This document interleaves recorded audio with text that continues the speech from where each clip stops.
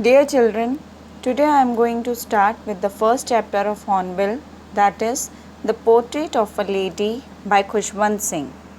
This is actually a real life account in which Khushwant Singh has explained how his relationship was with his grandmother. Most of the children share a very special bond with their grandparents. So, same thing is explained over here. Here, the author Khushwant Singh draws a pen portrait of his grandmother, means he describes his grandmother. His grandmother was like everybody's grandmother, an old woman with wrinkled face. It was quite hard for somebody to believe that once she had been young and pretty. His grandfather's picture hung above the mantelpiece in the drawing room. He was looking very old, wore a big turban and loose-fitting clothes, and had long white beard which covered his chest. He was looking as if he was around 100 years old, and through the pic one could think that he had never had any children but only grandchildren. So, this is what he tells about his grandfather. Then he told that his grandmother often told them about the games she used to play when she was a child. The narrator couldn't believe it because he had always seen grandmother as an old lady. He was not ready to believe that once she was young and pretty. He took those stories of grandmother's childhood as fables. Fables means old stories of the people who give message of God to men. Then he explains about his grandmother. He says that his grandmother was a short and sweet lady, fat and slightly bent. She had wrinkled face. She always wore a spotless white sari. She always had rosary bead in her hand, and she always used to enchant prayers. Then he tells about how she used to walk. She couldn't walk straight. She had to keep her one hand on her waist just to balance her stoop. She was always telling the beads. Telling the beads means she always enchant some prayers or shloks while holding rosary. Her white hair, which scattered over her face, was termed as silver locks. She always prayed to herself. She gave a picture of peace and satisfaction. She was compared to the winter landscape in the mountains. Why? Because her hair was fully white and she wore white spotless sari. So, these white hair and white clothes made her look like snowy mountains in winter. She had a divine beauty. So, in the first two paragraphs, Khushwant Singh has given a pen portrait of his grandfather and grandmother. Now, we will study about the bonding of Khushwant Singh with his grandmother in different phases. In the first phase, we will study about when they were in the village. Second phase, when they moved to the city. Okay. So, third paragraph states that both of them were very good friends. In the village, he used to live with his grandmother as his parents went to settle in the city. His daily routine was quite interesting. They were always together. She used to wake him up in the morning and got him ready for school. While bathing him, she used to sing her morning prayer in hope that Khushwant Singh would listen and learn it by heart. He also used to listen, but it was not to learn it by heart. It was because he loved her voice. Then she used to wash and plaster his wooden slate and tie it in a bundle with a small earthen ink pot and a red pen. That time books and ball pens were not available. In breakfast, she used to give a thick stale chapati with butter and sugar spread on it, and she also carried some stale chapatis with her for the village dogs. When they were in the village, she used to accompany Khushwant Singh when he went to school. She used to sit in the nearby temple and read scriptures. Those days, instead of teachers, lessons were given by the priest who used to teach alphabet and morning prayer. They recite the lesson and prayer in chorus.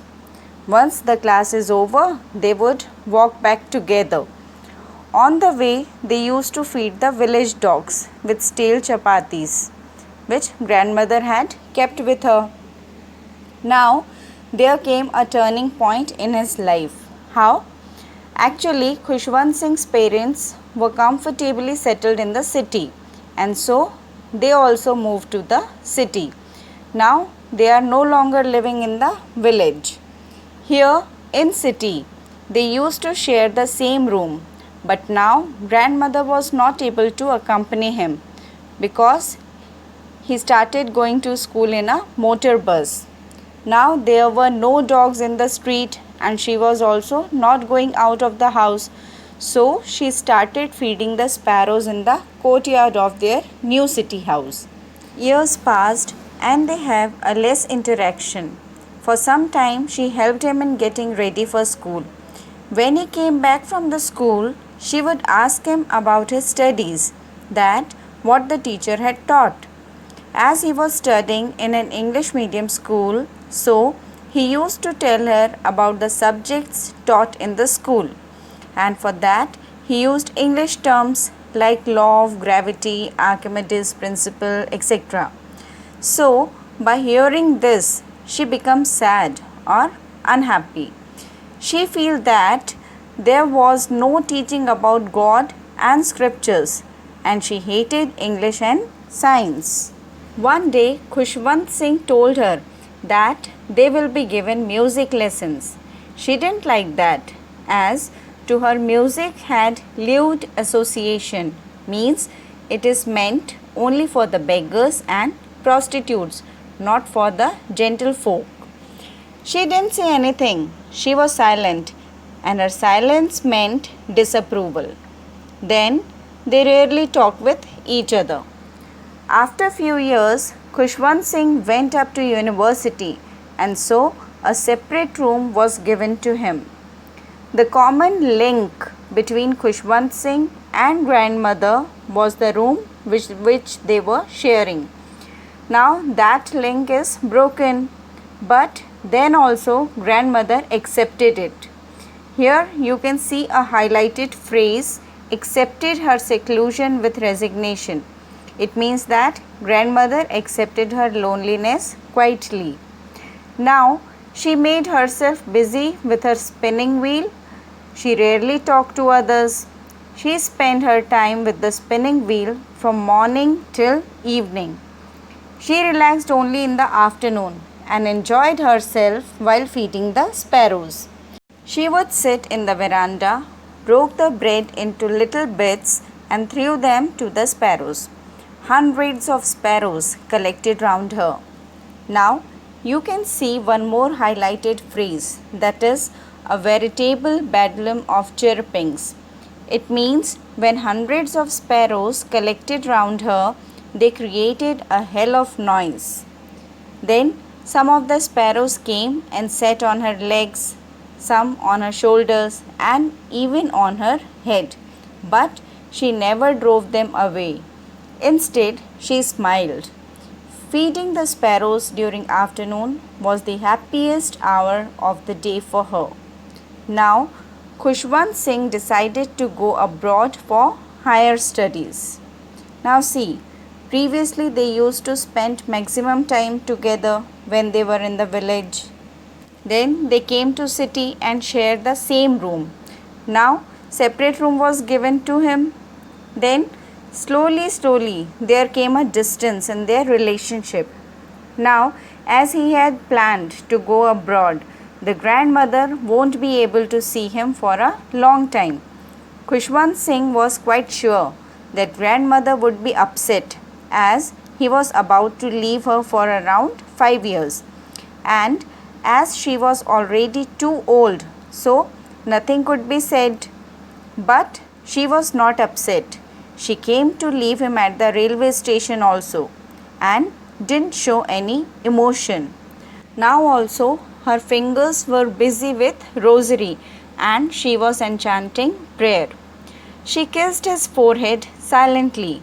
The narrator thought that it was the last sign of physical contact between them. He thought that he won't be able to see his grandmother when he will come back. But that was not so. He came back home after 5 years and was happy to see his grandmother at the station. She was, as it is, evergreen. She was still reciting her prayer. She hugged him and welcomed him. That day also she was having her happiest hours with the sparrows, scolding them lightly. But there came a drastic change in her during evening. She didn't pray. She collected all the women of neighborhood and started singing.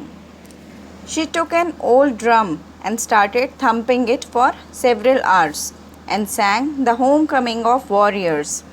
They had to persuade her to stop as continuous beating of the drum and singing could make her tired. That was the very first time when she didn't pray. Next morning she fell ill, and according to the doctor, it was just a mild fever. But the grandmother declared that her end was near. She didn't want to waste any more time talking to them. She lay peacefully on her bed.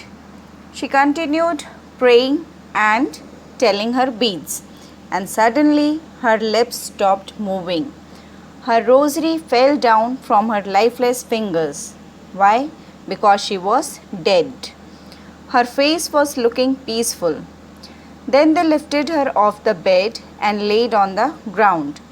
Her dead body was covered with a red shroud. Shroud means the cloth used to cover a dead body. After mourning for a few hours, they left her body alone and started doing arrangements for the funeral. It was evening. The sun was setting. They brought a wooden stretcher. They stopped halfway in the courtyard. Why? Because thousands of sparrows sat near her dead body. They did not chirrup. Everyone felt very sorry for the birds. The narrator's mother brought bread and broke it into little crumbs. She threw those crumbs to them, but the birds, they took no notice of them. When they carried the dead body of grandmother outside, the sparrows flew away quietly. And next morning the sweeper came. He swept the breadcrumbs and threw it into the dustbin. So this was all about the portrait of a lady.